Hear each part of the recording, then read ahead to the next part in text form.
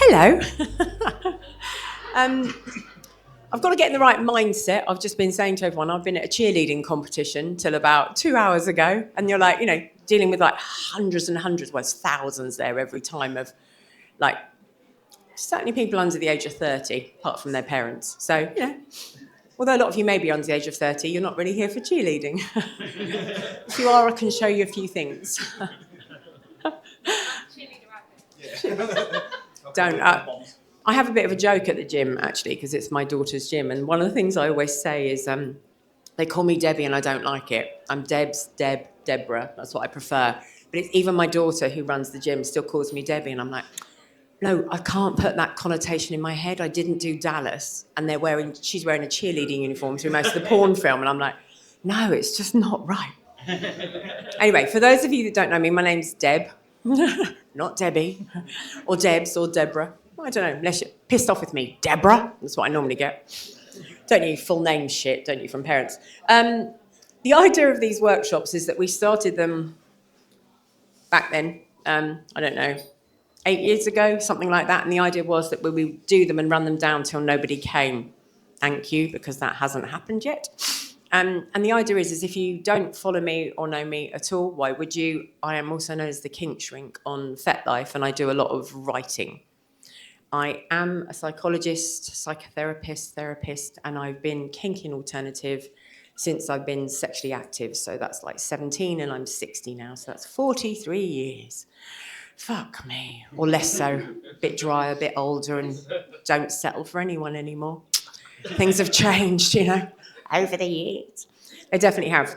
On a very serious note, if anyone knew him, Spike the Bear, unfortunately, died last week, and he's somebody who's been around for a long time and put a lot into who we are and been around on the scene for a long time. He's a very gentle, very kind, loving soul. And there's a book of condolences out there if anybody did know him or wants to say anything, or even if you don't. I think sometimes it's quite nice, isn't it, to signify the passing of somebody. Although I don't like the word passing. I'm not so keen. I prefer died and dead. We haven't lost them. They haven't gone over a bridge.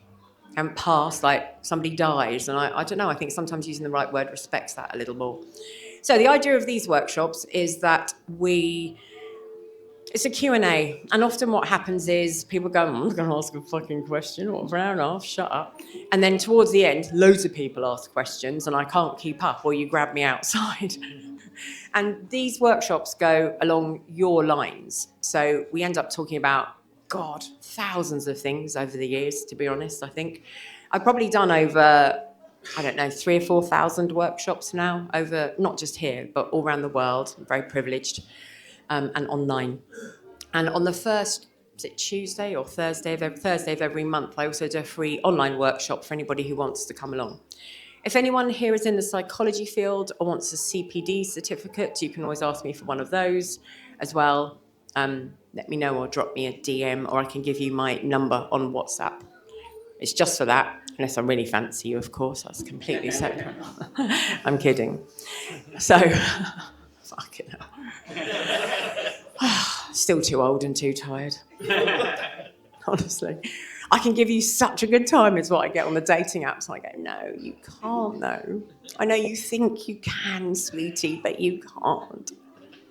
Honestly, some of my escapades over the last few months has really made me laugh. Like, very intensive meeting someone, really lovely, very sweet, kind human, probably not on the power exchange enough spectrum for me. I'm very much about power exchange, especially emotionally, and I'm a cut queen.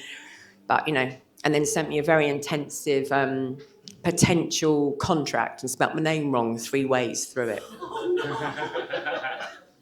You want me to do all these things? You can't even spell my fucking name right? Come on, that's stand-up comedy gold. And then yesterday was a guy talking to me and he was like, you seem really interesting. I'd really like to get to know you. Yeah, tell me a bit more about you. And he's very much, so I've got an existing submissive. Existing submissive. What does that mean? You haven't killed her yet? Or like, I don't know what that means. I've got an existing submissive. And he said, this conversation is very one-sided. I went, yes, because I'm talking about her. I was like, is she okay with you meeting others? What does it mean to her? What's the consent? What's the agreement? She does as she's told. She's submissive. And I went, she just wants to please me. And I went, well, we both know that's really unrealistic, isn't it, in real life? We're not in a book. That's unrealistic. Would she be okay with you developing a full-on relationship with somebody else? Because that's what I'm after. Yeah, she does as she's told. You're still not answering my fucking question, mate. He said, you just seem to be thinking about you. I don't think I am. I think I'm still thinking about her. Which she's a good girl. I'm sure she is. Let's not treat her like shit then, shall we? And another guy wants, a couple of I felt like I was on an online video thing. Had a couple of videos online. And the last was, I'm really sad, he said on the last one. I said, why are you sad? And he went, I'm not going to carry this on. I went, no worries. Can I just ask why? He went, yeah, because you've got dogs and I can't live with dogs. I went, what? The dogs you knew about in the first place? And you've just taken up all of my... But you were so amazing, I thought I might be able to get over that. Don't do that. Don't do that to other human beings. It's a waste of time. It does, honestly. I'm going to write a book one day about some of the people I've met. So be very careful. I do say that, actually, even in my inbox stuff. Don't send me comedy gold because it will go out there. It's fair warning, isn't it? So who has got a question? So it can... Oh, God, straight away. I was going to say it might be anything, but I won't now.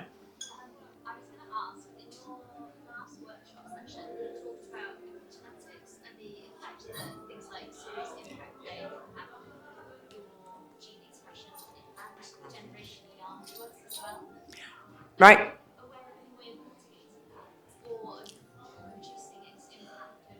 Right, so here we go, straight in, fuck me, straight into science. Good question.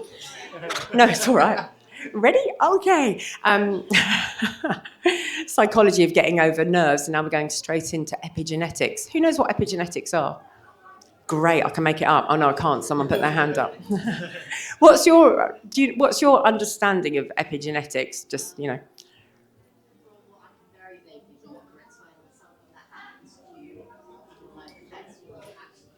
Yeah, brilliant. So the question was, and it's because of my last workshops, because of what I said, we've got to be careful with some of the things that we do in the way that we do them, on how we experience them, because that's the key there. It's how we experience it. So if you experience something as threatening or negative or even potentially life-threatening, especially if you have your consent broken, or you are playing at a very high level, which your body is going into trauma over. Your mind might not be, but your body might be. There is potential for that to alter your gene expression, if you like. So epigenetics are when something happens to somebody, it can change the way, it basically creates a protein that wraps around the genes and it sends a message through to the next generations. So some of your shit isn't yours, basically. Your great-grandmother, the little whore that she was, look what she did to you. You had no idea, tell you. And as for your great-great-grandfather, and we know that this, in fact, we thought for quite a long time it only comes through the egg. We also know it comes through the sperm. So quite strong messages. And you basically have a genome. You have like a book about who you are and what you are that says you will have blue eyes, brown eyes, green eyes. You will have this shade of skin from right over here to right over there. And you can't change any of that. You can't change your hair. Well, you can change your hair colour, but that's cheating. It's dye. And there are people who are injecting things into their eyeballs as well. I can't recommend that, really. Fucking hell. So there are things you cannot change. And these things can jump generations and generations. You can go back 30 to 40 generations and have something from somebody so long ago. And that's quite interesting when you've got a couple. So let's say you've got an Asian couple and they end up with a very white baby, like Western, and he's going to say, what the fuck, who did you sleep with? And she's going to say, absolutely nobody, because she didn't. And it is because 20, 30, 40 years ago. And you see it a lot, which I also love this, if I'm ever in an argument with anybody who is slightly racist, is brown is dominant. Guess what the whole world's going to be one day? We're going to be darker hair colour, darker skin colour, and darker eye colour. The blondes, the green eyes, the blue eyes will be a throwback. So that's going to happen less and less and less. But through our experiences, we can impact the way we read our own genetics. And we're not literally reading them. It's not like Jack went up the hill, but the way our body experiences them. And you were saying, the question was really is how can we reduce any impact? It's not necessarily a huge impact for you, but if you want children, it will be a huge impact for them, potentially. But I caveat that with it's how you experience it. So if you're consenting and choosing to do the stuff that we do, be sure that you're consenting to do the stuff that you want to do. Be sure that you know the impact that your body can take it and what it is that you're doing. Make sure... Hormones, again, are really interesting. We know that when we play and do stuff, actually, we're much better off if we have good aftercare, we have agreed aftercare, even if it's none. The point that it's agreed is what really matters. And the fact that we show some care, because actually you can have a top who needs more aftercare than a bottom. It doesn't, just because you're the person taking the beating doesn't mean that you need more aftercare. Actually, somebody who's a top could need more for lots and lots of reasons. So as long as you look after yourself, and again, we're going to go back to holistic, as in whole, not whole. Are you eating well for play? Are you eating well for what you're about to do? And I just wrote a piece, actually, that was all about kitchen and kink. I was talking about the different things that you can eat for different forms of play to help you heal quicker, to help you prepare for them, and to help you feel better afterwards. You'll often find a lot of dungeons and stuff, you'll find a packet of sweets or a lollipop. I took my best friend, I must be such a bad influence, every year for her birthday. Do you want another piercing? Come on, let's go. One of my best friends, I've got 17, I can't do my ear anymore, so I might as well shove them all in hers. And we went along, she had a piercing, and in the pack is great stuff, because this piercer is fucking awesome. And he's got great little things, but there's a lollipop in it. And actually, I disagree with that, because the sugar of the up and down that you're given in a dungeon, you're better off with a slice of meat. And that doesn't mean your slice of meat or whatever, it means protein. You're better off with a protein-based to help you heal. Same as if you are overdoing it at the gym, let's say, because it is a workout. Might not be as many calories or whatever, depends what you're doing, but it is a workout. So food matters. Looking after yourself, healing your body. And also, if something does go wrong, this is going to sound crazy as well, but if we get stuck in a victim mode and we say, well, that was your fault, without taking our own accountability and looking at what I did and how did I influence that or not. I'm not talking about anyone who's been attacked. I'm talking about something that goes wrong. They are fundamentally different. I hope that everyone can see what I mean there. So when something goes wrong, which it does, something slips in the wrong hole, something's bleeding, something got broken, a bit of you or a toy or whatever, whenever these things happen, if you have a look at your own accountability in it, you're actually more empowered than the victim. And I don't mean a victim as you're a victim because that happened to you. I mean the mindset of, I can't believe they did that to me. That happened. It's out of my power. We also, again, feel more empowered, holistic, and better. So it's done by everything we always talk about. It's about taking care before, taking care afterwards. And maybe it's not just frenzy, is it? Sometimes I often say a hungry heart will eat a lot of lies. And if you are really, really wanting to play, if you're really, really wanting to learn, if you're really wanting a new experience and somebody promises everything to you with all of this, fuck me, can we fall into this bullshit? And people are full of shit. And just because someone's older, that doesn't mean they're a good experience. And actually, often we look at people, see, that was a sorry straight after. I want to know why now. Did you hear that? Slap. Sorry.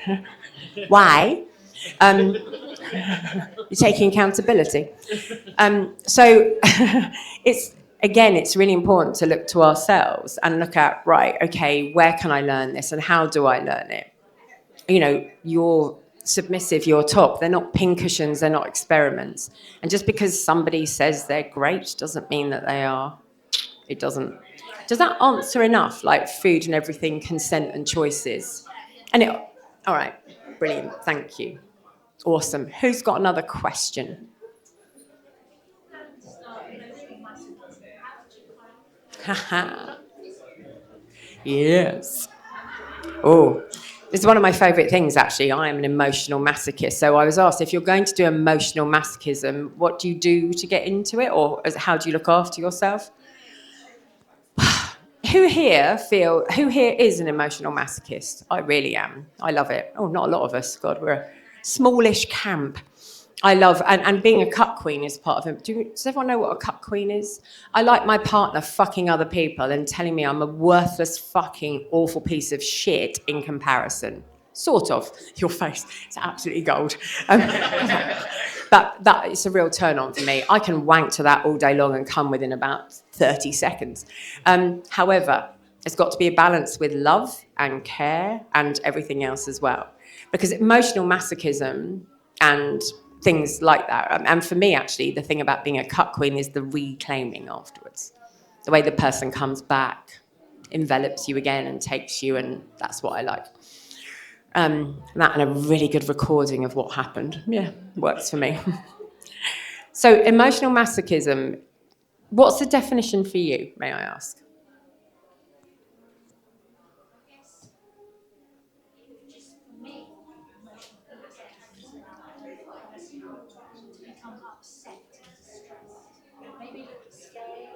Right.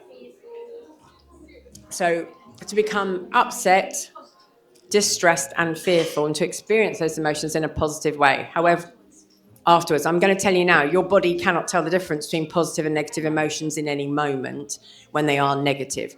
Negative emotions and positive emotions, we classify them as these different things. There's a heap of shit as well. Every emotion has its place and it's there for a reason. When you're frightened, it might be a fucking... If someone's coming at you with a machete, you don't go, have you had a bad day? Or, can I get you some pepperami? No, run. But then we can't always control what we do because, you know, you might have heard of fight, flight, freeze. There's friend, fuck, flop, phone, fawn, many others as well. So, you know, we could fuck at the wrong time. We can fawn and pretend to be, oh my God, yeah, whatever you want. There are lots of things we can do as an emotional response. So emotional masochism is about that. It's about feeling the nth degree of your feelings, and they're often the ones that we deem as negative, like hurt, pain, something that stimulates. I used to say before I started, well, it makes me feel like X, Y, Z, or it makes me feel like A, B, C. And actually what I realised is what I need to say is it just makes me feel. If that makes sense. So it stimulates the feeling, and it can often be jealousy, inadequacy, hopelessness. They're quite strong emotions to play with, and they're at the very end of a spectrum. If somebody says to you that they're an emotional masochist, it's really important that you really have a long conversation with them, because they might not be able to go as far as you want them to, or vice versa. Or so, like, I've been all sorts of sizes over the years as well, and like especially when I was a size, like I've been a size 20 and I've been a size 8. You know, it's quite a disparity in my sizes. But people would say to me, no, I can't say that to you. And I go, no, you can. I want you to call me a fat fucking worthless cunt. Oh, I can't do that. And if that's a limit for somebody else, then that's something I've got to respect as well. Like, it's really important that we all respect each other's choices and what we do. And some people really can't do emotional masochism as a top. Preparing for emotional masochism, for me, it's why do you do it? I think many years ago, when I was sort of like 20, I think it was to help me feel. I'm diagnosed autistic and diagnosed ADHD and have been for a long time. And I'm very aware that I didn't learn my emotions very much through feeling. I do now. I've done a lot of work, and I don't get as emotionally masochistic as I used to. So what's it trying to stimulate in me? What am I getting from this? What's the care that I need afterwards? How is resilience built in anyone's... Like, if you want to spank someone's ass with something that's really fucking stingy and sharp and good, how do you build resilience in them physically? What would you do? Practice, 100%. You do a bit. And then you do a bit more, and then you do a bit more, and then you do a bit more, and the skin gets a bit stronger, potentially. You might treat the skin as well. You might do different things. My first degree was in performance arts. So I used to perform. Oh, God, I still do in so many ways. But, you know, like being on point shoes and shit like that, I didn't have the stuff that they have now. You were fucking lucky. We took our feet out of those fucking ballet slippers even after we'd broken them. I put my feet straight into surgical spirit. That's what was recommended at the time, and I've got blisters and blood and bits peeling off my feet. You want a masochist? Fucking meet a ballerina. And flexibility. But like, you put your feet straight into surgical spirit, which is mental if you think about it now, but that's the way we teach people. If it hurts, it's good for you. That's not true always. It's not true for wounds and all sorts. Oh, it didn't sting. Oh, that can't be getting me better then. Go again. And I think that's a little bit the same as emotional masochism. We have to work up to what it is we want to do. Is anyone tempted to do emotional masochism? So yeah, a few people. So it is about going slowly. It is about doing it with someone you trust.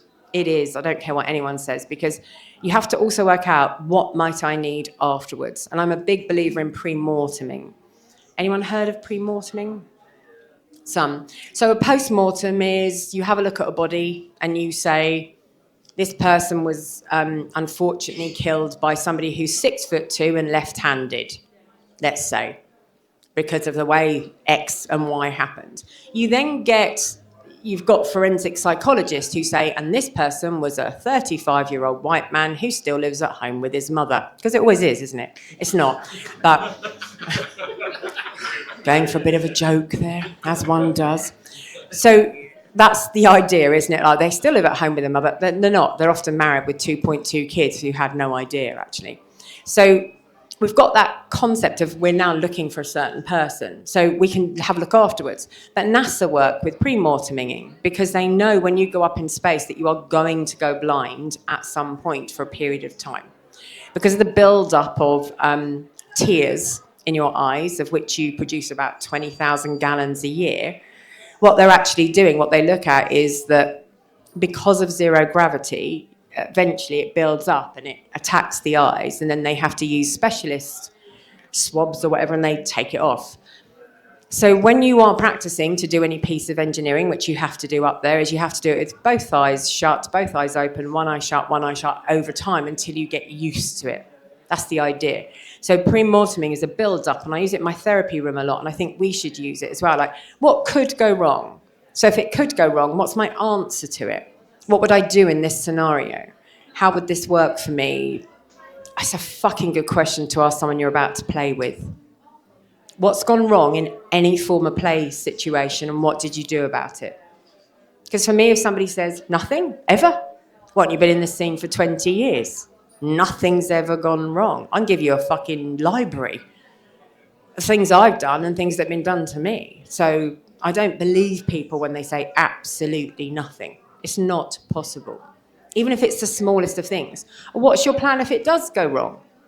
The biggest killers, actually, for a lot of us, is strangulation. That's one of the biggest edge plays, breath play, airway play, especially if you're then pissed or off your head on a little bit of drugs. Fuck me. Why didn't you call the police? There was a famous case, 3 or 4, actually no, COVID was that blip again, so it might be 7 years ago, where in Scotland they met for a BDSM experience. She was very drunk, he was very drunk, he strangled her. As he's literally screwing her, he's strangling her, and then realises that she's actually dead. And he's like, fuck. I know, I'll go for a walk. That was his next decision. It wasn't, fuck, let me see if I can resuscitate her. Let me phone 999. Regardless of the consequences, this is another person's life. It wasn't any of that. So you can argue maybe he went into some kind of fight, flight, freeze. Maybe he did.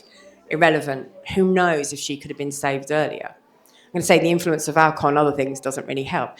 So premorteming is really important. What will you do when something goes wrong? What are your options? What will you do? Anyone been on holiday ever in their lives? You all pre-mortemed, whether it was you or your parents. You stopped the milk delivery. I still have milk delivery. I'm not just 60 and I remember it. I still have it because, we're returning back to these good things. You stop your newspaper. I know, still, I don't have one of those, but you have to think about your mobile phone service. See, I can be quite up to date. You think about who's my provider? Am I covered? What's the roaming charge? Where am I going? What's happening? You need to inform your bank often, don't you? I'm going away. Please don't stop my card because I don't want to phone you at 3 a.m. because you won't answer. all those sorts of things. And you maybe have your lights powered on somehow, you've got somebody to feed your cats, something. You think about as much as you can do. I'll get some insurance, because for me to fly back from there would cost me a fortune if something goes wrong, or I break my leg while I'm skiing. Why don't we do it over situations that we have most days? We don't. We don't always really think about it. And I think we really have to when it comes to things like breath play, but also emotional masochism. It's right up there because it can do the most damage. What's the classification of domestic violence? Does anyone know? What do we go to normally? We normally go to physical. Yeah. So a few years ago, it was really just the more physical stuff. It was physical and sexual. That changed, and it's changed to include emotional manipulation, financial manipulation. Calling your partner a fucking cunt actually is illegal, really, at its most basic level. I wish you'd go and fucking kill yourself. That's a jail sentence, potentially. I mean, it's not. No one's going to do a lot about it. But technically, they are that emotional manipulation, because we know, we used to, who heard the phrase when they were growing up, sticks and stones may break my bones, but words will never hurt me. The person who wrote that was a complete and utter twat. Like, when you look back, I don't know if anyone here was bullied or had experiences that weren't so nice in their lifetime.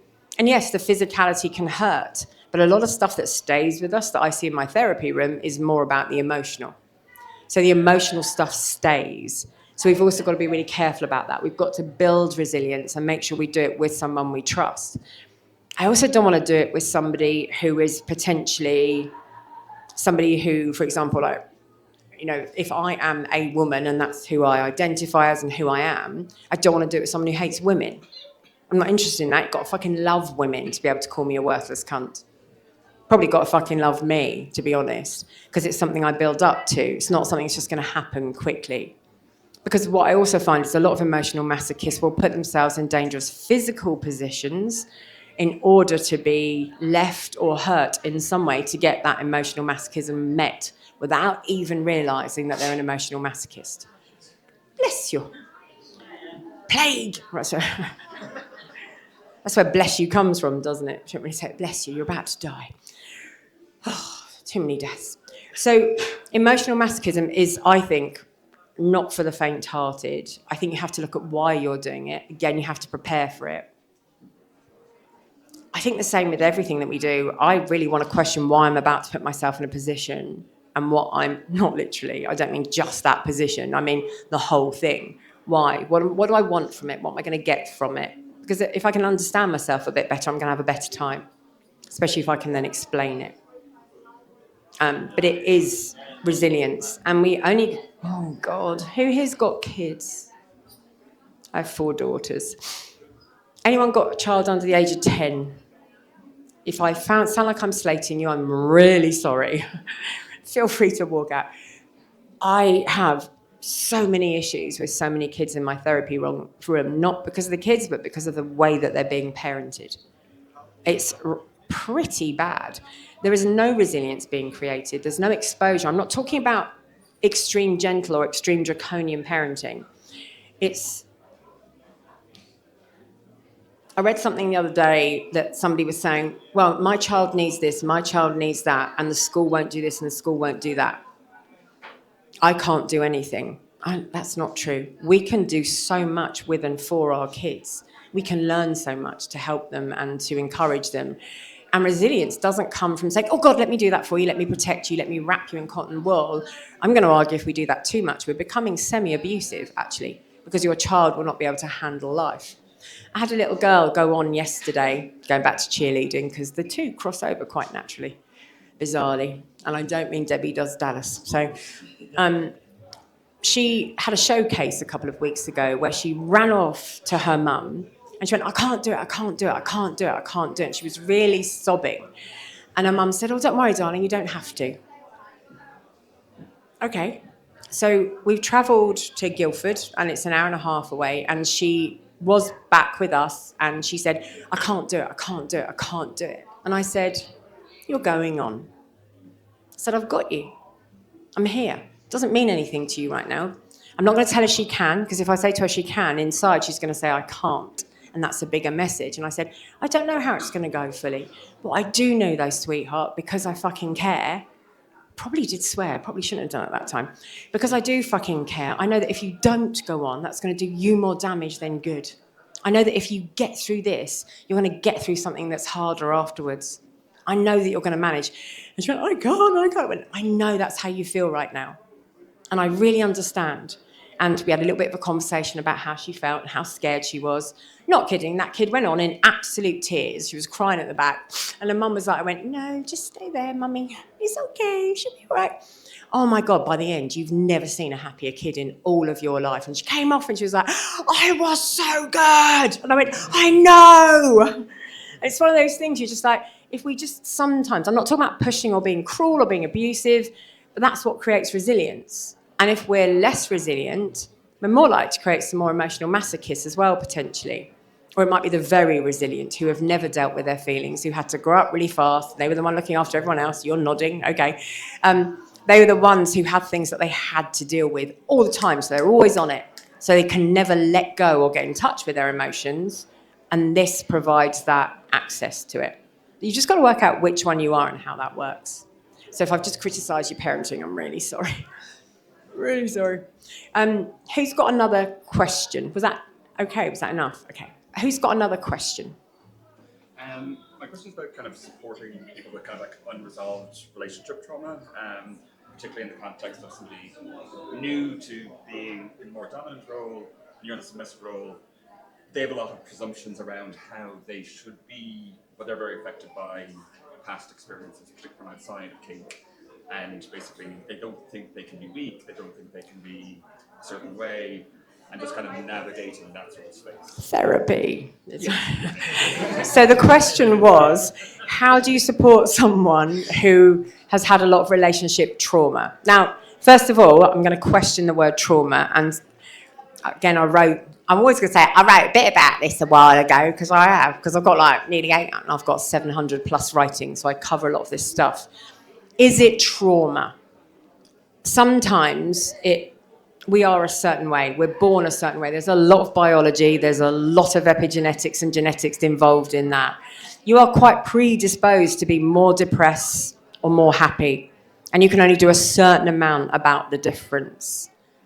Whereas I think people think you're born completely neutral. That's not true. Your environment really fucking matters, for sure. And it makes a difference. But you've got people who could have a brain that's more like a serial killer, and they're not. And they don't become one, and that's because of their environment and experience. So trauma, like we can have very bad experiences, we can have awful relationships, and one person is devastated in the same sort of circumstance and one is not. Why? And that is about their resilience, and that is about how they've been brought up and environment, and it is also about their genetic predisposition. It might be that some people, unless they're willing to do a lot of work, can't really get around that. But they have to be willing to do the work. You know, I get a lot of people who come in and say, so I've come to see you for 4 weeks. I'm like, no, it's going to be a lot longer. And it is sometimes to do that work, to get through all the guards and the safety and the shit we've got up to protect ourselves, takes a lot of work for both of us to get through. The best way to heal is in a good relationship. So a lot of people say, I'm just going to work on myself. I'm going to a retreat and I haven't got my phone anymore. So I'm going to be the better version of myself. I'm going to eat completely clean, whatever those things mean. And actually, the damage often happens in relationships, so it can heal in a better or a good relationship. When you look at attachment and attachment issues, that will have a big deal to do with it. Around half and half of us have good or not so great attachment. So for every person you meet, 1 in 2 is more likely to have more attachment issues, whatever that means.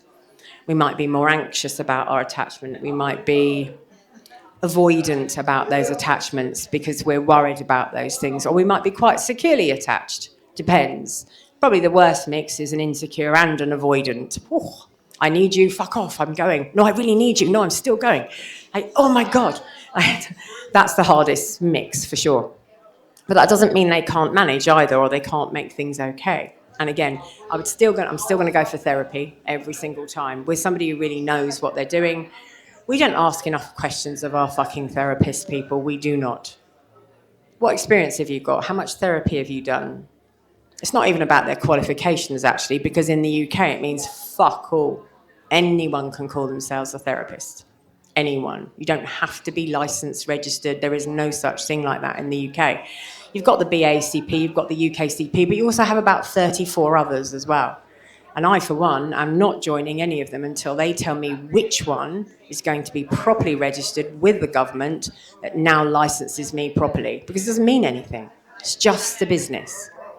But whereas in America, I have quite a few American clients, and I even have a couple that I see regularly, and they're both licensed psychologists, so I see them as a couple. And they have to do so much, not more, because I've actually done more than them, but I didn't have to do all of that, if that makes sense. You know, you don't. So again, ask good questions. But supporting and being in a kind and loving relationship where people can make mistakes and come back. So it's about your tolerance. When somebody does have something, you can't push them too hard either, especially if they are a top and they are quite dominant. There's the right way of doing things. If you break them, or they see it as that, they probably won't appreciate you doing that, because now they've shown you too much weakness. They don't know if they can actually be with you anymore. Now you become, well, I'm going. And they might not, because there's always, maybe they'll just say, oh, thank you for that. You never know which one it's going to be fully. But being there is really important. Had a client whose little girl, she was 15, 16. When you get out of a car and you bang your head so hard that your whole head goes really cold, that pain?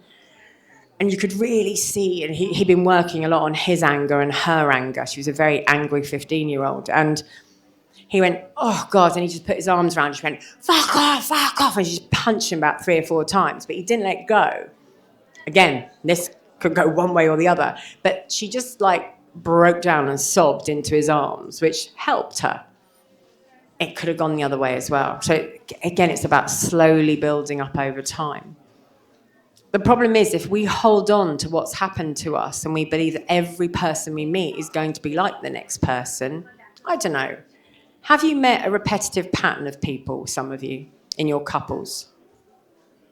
I bet some of you have, because we do. We tend to go for that repetition factor of, God, I'm always going for someone I can't quite get close to, or I'm always going for somebody and that's about us, actually. It's not about them, it's about what we're trying to repeat, because we often believe that if we repeat something again and again and again, we'll end up with a different result. You are the common factor. You have to change it. You have to be your own result. We don't always want to see that, though. My part in it, what was that like? Personal question, you don't have to answer it. Do you find that you're often attracted to people like him? Sometimes, yeah. So you have to then look at what that pulls from the both of you, because if you can work on your part in that, you'll give him the opportunity to work in his as well. If someone sees us fixing in the way we're doing things, it's quite enlightening. It's the way we respond. The Gottmans often talk about when we're in couples. They're probably the best researchers. And you can look at a couple that you see and probably say with 90% plus accuracy whether they're going to stay together or not. And it's a few indicators. It's not many, which is quite shocking, isn't it? You're like, okay. So let's work towards your breakup. No, I don't say that. But I do say I don't promise that I'm going to help a couple stay together. If I see a couple or a throuple, I say we will improve your communication, we will improve your understanding, and we will hopefully find a better way to move forward, whether that's together or not, because you can't promise. And some people are really willing, and unfortunately, love is not the answer. No matter how much we love someone, you can't love them better. That's a little stifling and a little bit too much sometimes. So again, it's about that balance. What work are you doing on you? What work can they do? Do they know that you know? Have you had those conversations? Not fully, no. Right. Because I think sometimes, not dead straight, look, you're being a prick. You're being way too strong. Fucking let go a bit because I like you, whatever. It's probably not the best phrase. However, it's like I say to some of these cheer girls as well, actually. I don't want a dominant who stays strong all the time. I want a dominant who'll let me have his back. Let me have your back. Let me carry some of the load sometimes. Let me make sure that I've got the right food for you. Let me look after you. I like that. So it's okay for you to be who you are with me. And if we want a real relationship that's in the world as well, I need you to be real with me, which is a really different take on the same thing, including falling apart. Same for me. Like, I'm a very strong submissive. I'm a superwoman. I can do anything, me. I actually really believe I can. Oh, there's a YouTube video. I'll just go and sort out that electricity and plumbing. She says, having done a lot of that at their gym recently, like, no, I can fix that. Can you do this? Yes, I can. But it's not always good to be super strong. And I don't think it teaches anyone anything. You have to show your weakness, but it's not weakness, it's vulnerability. You're not a victim, you're being vulnerable. And actually, even teaching them about the drama triangle might help them a little bit as well. Have you heard of the drama triangle? Some of you would have heard of it. So it's a transaction analysis approach by a guy called Karpman with a K. And often when people aren't in a very adult space, they take one of three places on this triangle. And that is either the persecutor. You never fucking, you should sort out, you should. And we persecute our partners. Fucking hell, I've been at work all fucking day. Oh no, hang on, I'm the victim right now. So that's one of them. I've been at work all fucking day. You should have emptied the dishwasher. Now we've just jumped into persecutor, which leaves two spaces for them to jump on, rescuer or victim. I know you've been at work all day. I've been fucking working too. Oh, great, here we go. Or the rescuer. Oh, well, let me help you then. Help me? It's not my fucking job. Who said it was my job? Why are you saying that? Oh, God. And there are so many places that we can go into. We don't want to be a victim. We hate it. We might persecute from that place, or we might rescue. And we do it a lot. It's probably every argument that you've ever had with any partner at any one time. You should, you must, you've got to, you ought to. It's not fair. Why me? This always happens to me. Oh, you always. But from a victim perspective or a rescuer perspective, oh, let me, I'll do that, or let me sort that. I always love the idea of a phone at this point, because it's that classic thing, isn't it? When you're like, especially me at 68, I look at my phone and I go, I don't know how to do that. And then one of my kids, they don't, because they all smack around the head. Non-violent parenting. They're all adults. They snatch your phone, they fix it, and they give it back to you. And you go, you're ungrateful. Why are you ungrateful? Because you haven't learned anything. They've just rescued you by taking over. It's like, you know, when you're trying to undo a jam jar and you can't quite get it done, you get the person who comes in and snatches it from your hands, and they wonder why you're not happy that they've snatched it. Because they didn't ask for your fucking help. Like, I'll manage it. But then both could be in the wrong. One's the real victim of, I'm going to get it done no matter what and I don't care type stuff. And you've got under boiling water and the glass smashes and whatever. Or because you're so fucking independent. Or you've got the person who always wants to take over. Oh, is that you too? Is it? Okay. But we do stuff like it's quite normal in our lives. We watch our parents do it, don't we, all the time? So that's quite a big indicator of our relationships. Really, it's up to the person struggling with a jam jar to say, please, will you help me? And if the person wants to help, it's up to them to say, if you're struggling, let me know. Not give me the fucking jar or snatching it. And then you've also got the rescuer. That's what I mean. The rescuer comes in. They're always doing something for you. Well, I'll help you do that. I'll do that for you. But it doesn't facilitate the other person learning. And that's really what we want to be. We want to be the facilitator or the coach. And not the victim. We want to be vulnerable. And if we're a persecutor, it's more about boundaries. What am I willing to accept or put up with? But that's another word we get really fucking wrong, boundaries. What's a boundary? What would you say a boundary is? Sorry? Hard limits. Hard limits. I'm going to say that a hard limit isn't a boundary, depending on what you do. So if you have a hard limit broken, what would you do? So, okay, it's interesting. Isn't it? So a boundary is what I'm willing to leave you for.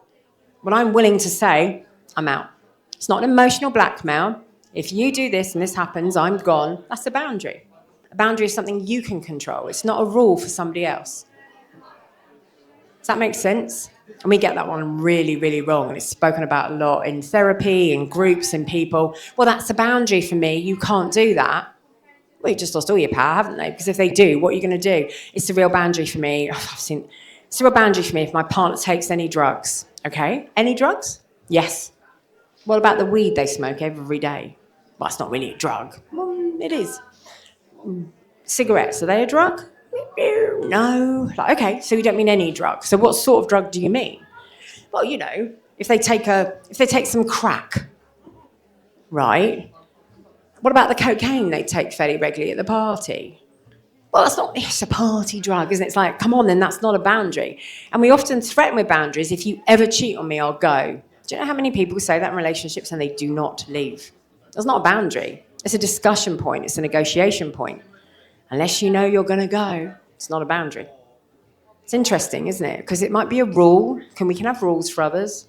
We can have preferences. We can state how it is for us. And again, you might, like if this person doesn't open up to you, it might become a boundary for you. If I never see your vulnerability, it's not something I want to be in a relationship with.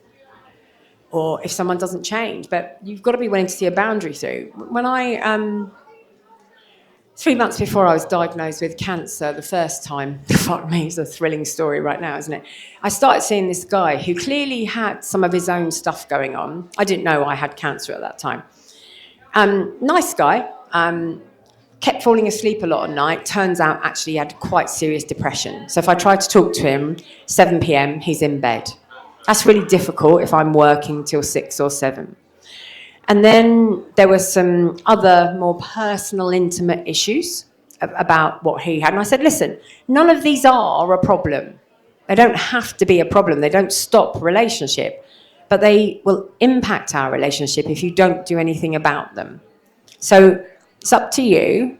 You can say yes or no. Can we agree that it's like late August, can we say that maybe by December you're starting to see someone to get some help and support with those things in order for our relationship to work, if that's where you want to go?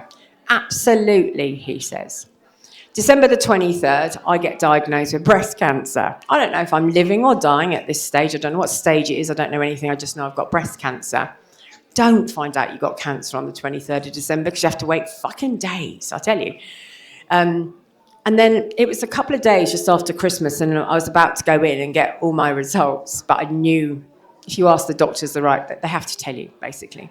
And he was there and one of these things happened again and I thought, oh, it sort of woke me up a bit. And I said, the therapist you were going to see and how's that gone? He went, I just haven't really had time.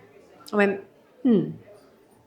We agreed that by the end of December that you would do that. He went, I know. He said, but I don't think that's relevant now, do you? Because I really want to be here for you and look after you during this journey. And I went, I don't need another child to look after. I need someone who can look after me. And if you can't look after yourself, you cannot look after me. And he was so shocked. So shocked. And I said, I'd rather do this journey alone with the people, like friends and family who do love me, who have got my back. Really shocked. He didn't think I'd see it through, but that's the difference between a boundary. The boundary is what I will see through, what I will finish, what I will do. And sometimes when we're entering a relationship with somebody who maybe has some issues, we need a conversation about that. It's not, well, if you don't do that, I'm going to leave you. It's your choice. It's okay. But this is a condition for me. Is it okay with you? If it isn't, tell me now. We're not doing this. How is it? Is that enough of an answer for now? For now. There'll be loads more around that as well. Anyone got a different question? Anyone just starting in kink or fucking tens of thousands of years in kink? Hello. From a dominant point of view, how can you manage insecurity and jealousy if you have an ownership dynamic in a polyamorous relationship? So is it the dom feeling insecure and jealous? So the question was, from a dominant point of view, how can you manage feelings of jealousy and insecurity if you're in a polyamorous relationship? Number one, I think it is actually technically quite hard to be the submissive of 3 or 4 people. If you are entering a full power exchange relationship, that's hard. And it is hard because I think we're not being very realistic about it. Of you're wearing blue knickers today, you're wearing red knickers. Fuck me, I better just put purple on then, hadn't I? You can't please everyone all the time. I remember sitting with this young woman once. She said, well, I've got 11 dominants at the moment. I went, fuck, what are you doing all the time? Sometimes one is too much. So I think it depends on what we're talking about for dominance. If it's more for play, jealousy is a normal emotion. I mean, anyone who says jealousy is abnormal, we've got that really wrong. And what jealousy really is, it's about our own insecurity. It's about a fear of loss. If you get something I think I can't give you, or if you are with someone who is more who you want to be with rather than me, I'm scared I'm going to lose you. That's what jealousy is. It's not really the thing that they're doing. It's the consequence of the thing that they're doing. Does that make sense? So I think one of the things we have to do is look at our own insecurity and look at what that means. What are we actually frightened of? That's a really big question. Am I okay in and of myself? We go back to emotional resilience. Do I have the emotional resilience? I have a very different concept of trust. I've spoken about it before. I don't have to trust you. Fuck you. You're lovely. But I don't have to trust you. I have to trust me.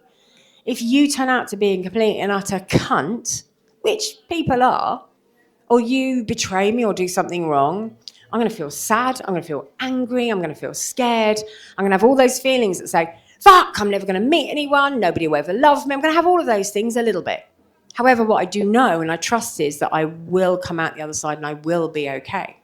So I trust me. We have to learn to trust ourselves in that. How am I with myself? What are the insecurities that I'm going through deep down and underneath that mean that I do feel like I would lose this person because they're getting a different experience? And it's always worth a post-mortem and a discussion of what did you get from that with that person? What did you love about it? Not, well, what did you love about it? And what did they do better than I did? And how was it for you? And why did it work? Oh, just in a really gentle way to understand then that, okay, so that's what they're after. Interesting. I don't do that, or I do that. Do I want to do that is the next question. Don't ever fucking do it because somebody else does. If it's not you, that's not healthy either. Who believes people are born polyamorous or born monogamous? It's quite a difficult one, isn't it? Anyone think monogamy or polyamory are better than the other? Go on, be brave. Come on, a lot of polyamorous people, I'm sorry, but they think poly is a more enlightened state that is better than monogamy. Bollocks is my next two words. It's probably why people didn't put their hand up. Look, they're both quite natural states. They're both quite natural states in the world, and they're both quite natural states in... When somebody comes at me with, well, I'm going to show you about this monkey and this whatever, and I went, well, I'll show you fucking swans and I'll show you voles and let's go for it. I'll show you both. There are thousands of examples of both out there. One isn't better than the other. Some of us are monogamous. Some of us are polyamorous. It's okay. We just got to be true to ourselves and with others around us about what we can and can't do. And even polyamorous people cheat. Again, the guy with the 2-hour interview said, well, I'm polyamorous and I've never met anybody who's cheated on me. Oh, bless you. No, I didn't quite say it like that. But of course we cheat. Polyamory cheating is slightly different. It's more about consent violations around what was allowed, what wasn't, and what we meant, rather than the actual physicality of an act. That might be allowed. But, cheating could be you slept in our bed, and I've always said, don't do that, please. But then you can argue that's a privilege for a couple. No, maybe it is. But you need to negotiate those things and work out what they actually mean. So polyamory, are you polyamorous?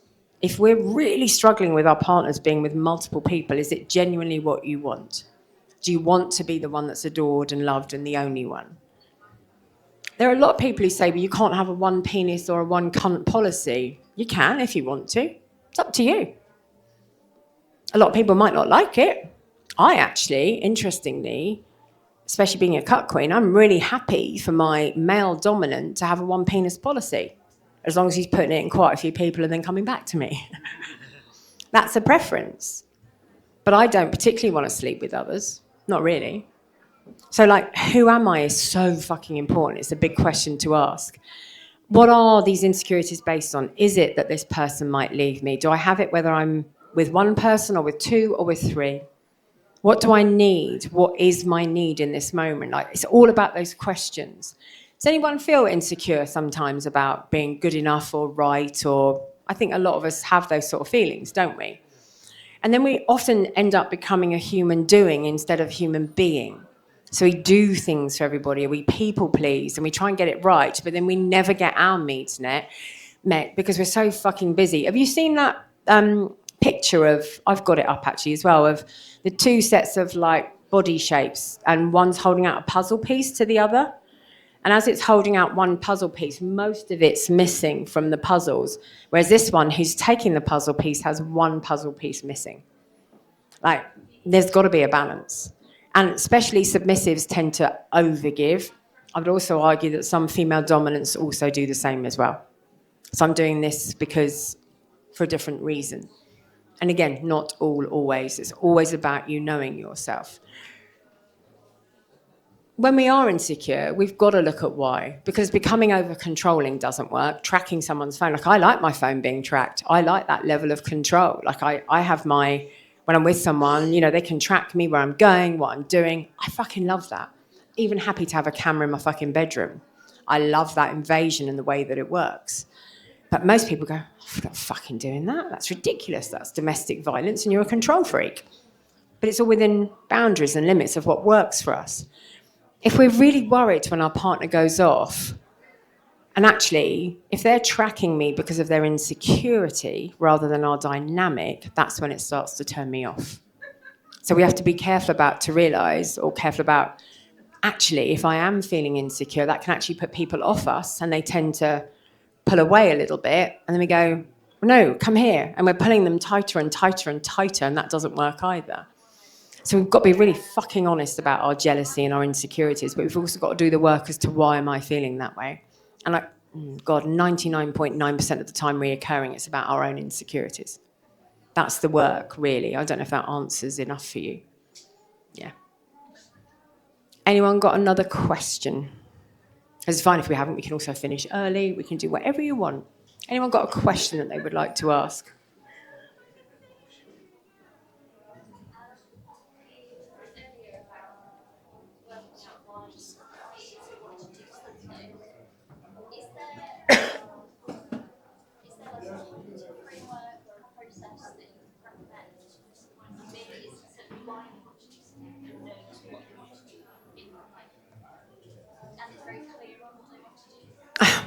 That's a really difficult one, because I don't think there is a cognitive process. So I don't know if people heard that.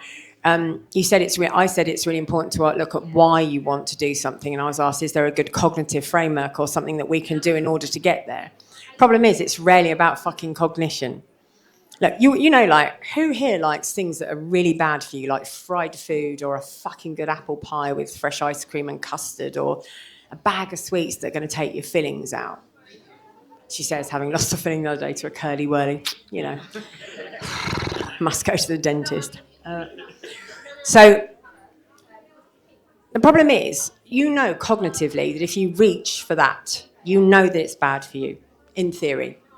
They're not bad for you if you just have the odd one of anything. So like I work with nutrition as well, because that's really important. So it's not really, in essence, bad for you. The mixture of it maybe isn't great for you, but if you're not having it often, it's not that bad for you. But you know in your head what that's full of. Can't really tell a story about it. It hasn't got that many nutrients, you know. But behaviourally, you're still like going, that spoon's still going in there, and you're like, well, I'm having it. Or you're breaking up your curly whirly, or you're ripping it open, or whatever it is you're doing, you're shoving it in your gob. Because there's a lust for it. So a lot of this stuff comes from feeling. So a lot of this stuff is relational. It's, what do I get from this? What does it feed in me, actually, as well? There isn't, I suppose the cognitive framework is to try and get under the iceberg and work out what it is that you want from a feeling perspective. How do I want to... When someone comes to me for therapy, one of the first things I'll say to them is, okay, welcome, you know, what questions have you got? And we'll go through it. If we go on 6 weeks, 6 months, 6 years, 6 sessions, what do you want to say you've got from this? And then we'll start with the cognition, but it's my job to start to try and break it down to a feeling. And often it is that I want to feel that way about myself. I want to do this, or I want to feel that way. It's always about feelings. So the more relational work, it's harder to have a cognitive framework around if you just stay in the cognition. Does that make sense? So there isn't a perfect way. Again, I could argue it's maybe therapy, but you've got to find a therapist that works for you as well, and who is relational and who can hold that space, which isn't always easy. I want to know when I see a therapist, what fucking work have you done on yourself? It's my first question. Don't give a shit what your training is. Have you swum that river? Have you been in with the sharks? How have you grown? What have you been through? I don't think that's relevant. Well, then you're not taking my money then. And I do go back to therapy fairly often in different ways for different reasons. And cognitively, like the cognition can come in afterwards, but really a lot of us need to work quite somatically and relationally. But a lot of us aren't ready, so you have to start with the thoughts and then start to work your way down in order to come up. But it's a feeling, it's a lust. You've got to work out what your lust is. What I truly want from this, how do I want to feel at the end? I want to feel wasted, spent, used. They're words, aren't they? They describe something. What does that mean? And that you just start to ask, it's called Socrateal questioning. Well, what then? And what does that mean? And what happens? And why? You know, a really bad 3-year-old, why? Fuck off. But that's almost what we're doing, a little more gently. If that makes sense. Anyone else got a question?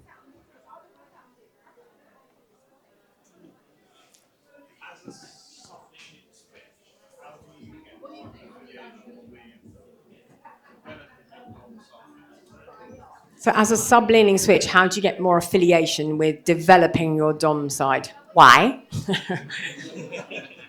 going to be my first question. Why? Like, if it's something you want to develop, it's something you've got to practice. So it is about, how do I walk into a room differently? How do I want to feel differently? Because, like, also, what does a sub-leaning switch even mean? And what does a dom-leaning switch mean? What does switch mean? Am I somebody, like some of us like to switch in the middle of a session, we're completely fighting and it's much more primal about who's in charge. Some will turn around and say, oh, no, I want a clear line when we're playing. You're just going to be dominant and I'm submissive, and then we swap next time. Can't do without switching in the middle.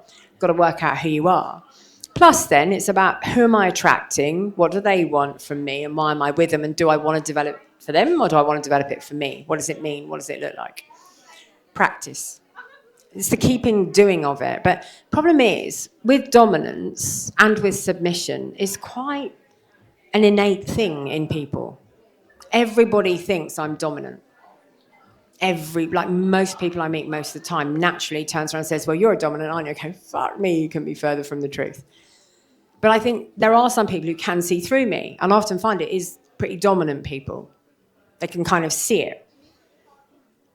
Whether it's subliminal messaging, whether it's like something, I don't know, maybe subliminal, I don't even mean that. Jesus, what have I been reading recently? It's whether it's that subconscious sort of messaging that we're giving to somebody. But it is practice. It is the mindset. It is reading more. It's researching more. It's watching people who you admire, actually, I think. God, they look really good. Look at what they're wearing. They're different. Why are they different? They feel really dominant to me. And it's also, if you've got your partner who's maybe submissive, you say, does that work for you, what they're wearing? Like, fuck yeah. Okay, interesting. So is it what I wear? Is it how I am? Is it the fact that maybe I pull out a chair before he, she, they sit down? Or I whisper something in their ear? Is it how I set something up? Because it often is. It's those little nuances and little things that make a real difference. Actually, for me, a brilliant dominant isn't one who makes me scrub the fucking floors. It's the one who makes sure the screws are, so the screws, I don't know what they are, the floors are scrubbed so we can have a really good time as well. So it's not somebody who doesn't care. It's its own form of caring, for me.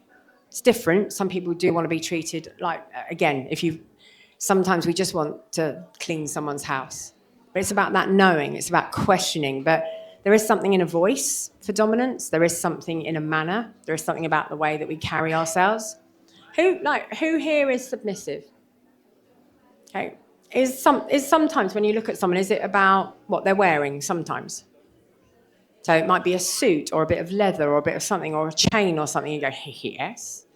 Is it something about the way they carry themselves? just their demeanour or something as well. That can make a real difference. Is it about the way they talk to you sometimes as well? Their voice, the way they use it and what they do. So it's so many little nuances. It's not just about play, because 90% of dominance is before the bedroom is even used. Learning to handle stuff, I can't bear it. Look, oh, fuck me, don't ever be my partner is what I'm saying recently. Jesus, no wonder I'm single. Because I meet twats and it's what I'm attracting. So the problem is I've got a shit ton of incredible toys in my house. I mean, fuck me, of course I have 43 years worth of incredible things in my massive cupboard. And if I've got somebody coming and going, well, how do you use that? What's that for? And why do you do that? I'm going, well, we're not playing, are we? We're not. I need that person to come in and go, well, I know how to use that in their head, so they choose that. Or they do something slightly differently and take charge with consent. Like, let's say we've done all the negotiations about what's happened. And I don't want them to go to my seashell cane. Anyone seen those? Fuck me. If you want to make someone bleed, Jesus. I bought mine from America. So this woman, amazing. She goes picking seashells and she breaks them. You ever been cut by a seashell? That fucking thing makes you bleed and it slices straight through. But she makes these canes with split seashells on. It's an incredible piece of equipment, but most people look at it and go, God, fuck me, won't that cause a lot of damage? I'm not feeling very submissive now. So it's all about the approach and the way we are. So it's about picking something with confidence. It's about learning. It's about going to fucking workshops. It's about going and... I feel really sad that we don't mentor as much as we used to. I think that's really sad. I think the gay scene has it way better down than the heterosexual, heteronormative kink scene does, because there's still a lot more mentoring there. There's still a lot more sharing. And is that still right? No, it's not like it used to be either. Oh, God, I sound like a terrible old woman, don't I? It's not like it used to be. God, when I was young. Because that's not quite what I mean either. However, you used to be able to find people that would teach you things, that would encourage you, that would do things with you. And I think we need people that do that as well. And I do think there's something about going up to somebody, not just a random person in the street, clearly, because I think you're fucking nuts. But, like, you know, if you're at a play party or something, afterwards, not in the middle of their scene, you know, that's never going to go down well. Excuse me. Not going to happen. Blissful rope scene. How'd you do that? Don't do that. But going up after and saying, hey, listen, I really want to learn. Look, you've got a really gobby one here, right? He's really good at rope, and he teaches rope in a minute. However, if someone came up to him and said, God, how did you do that? And I'm really interested in that, he's going to tell you all about it. Yes, because he's proud of what he does, and he loves what he does, and he loves that he's good at it. Don't you think? Rather than someone interrupt or anything, like, we like to share, a lot of us, don't we? So I think asking as well is a really good idea. But have you got a dominant in mind? Have you ever been with someone you're like, fuck me, yes?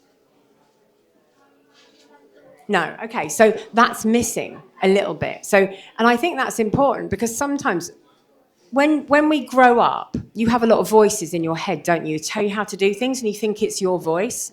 It's not. It's your mums, your dads, your stepmums, your stepdads. It's your great auntie. It's the second whatever. It's the cousin. It's the teacher. They're not really our voices. And when somebody goes through a very therapeutic journey, I find I even replace some of those voices. And they get the thing of, well, what would Deb say? What would Deb do? And until it becomes their voice. And that's kind of what you're after as well. Like, well, what would so-and-so do? Like, what would come across here? And it's about finding out from your submissive as well. I think a great exercise to ask any submissive at the beginning of a relationship, not right at the beginning, right? Don't do that either, because a guy did that to me the other day. I've got so many writings, I've got so much written about me. I'd like you to draw or write quite an extensive piece emotionally about yourself, about why you... I went, oh, fuck off. I haven't even met you yet. I don't even know if we're compatible. That's a bit much, right? I don't want to. I do that every fucking day. I write twice a week on this shit anyway. So for me, it wasn't the right approach for me. However, at some point, it's quite a nice thing to say, like kids do it in school as well. Who's your superhero? Draw your best superhero. It's a really good question to ask. Your concept of dominance. Write about it for me. Tell me. What does he, she, they look like? How do they speak? How do they dress? Who are they? What's this fantasy in your head? Because most of us have a fucking fantasy in our heads that other people do not live up to. That's nigh impossible to achieve. And most relationships are broken because of expectation rather than anything else. Oh, I thought it'd be like this. I thought it was going to be more. And that's a lovely little exercise to do. What is your ideal? And there are some things you cannot do, right? If you're like 6'2" and they want someone to be 5'10", you're fucked. You can't chop half your legs off. I mean, apparently you can break your legs and extend your height, apparently. Or I want someone like, I'm not talking about physical, I'm talking about every single aspect of a human being, because I want my dominant to be kind and caring as well. I want them to be respectful. I want them to fucking value me. And if I'm stood up here and I'm the one getting the limelight, I want them to fucking bask in it with me and be proud of me for doing that, rather than going, why are you doing that? You're getting up your own arse. There's a difference. So it's all about values as well. And the things that make relationships are our morals, values, and our ethics. It's not whether someone can swing a fucking whip. Not long term. The best sex and play I've ever had was with a fucking Adonis. I'm talking about like a 12-pack, 9-inch cock. His name was Miguel. Oh, God. Honestly, I just want to squeeze my own clit thinking about him. I'm like, oh, my God. Fucking beautiful concept of a man. My God, do we play well together? Just reads my mind and I get his as well. The truth is, the guy's a fucking lying cunt as well. So thanks very much. No. You do not lie to me and don't tell me about your fucking 8-month pregnant partner at home. No.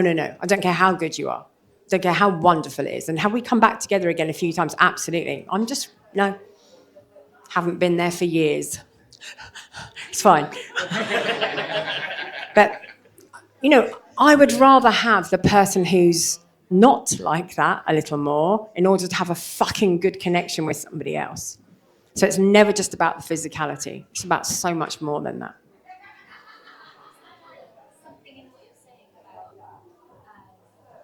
understanding the specific of what It's not, yeah. So you're saying, is there something in what I'm saying about understanding you're submissive and relieving cognitive load? It's about relieving any fucking load. When we hold on, like, oh God, let's just go very traditional. I'm really sorry because I understand how offensive this is. But if we talk about mental load in families, or if we talk about mental load in partnerships, one person will always take more of the mental load than anyone else.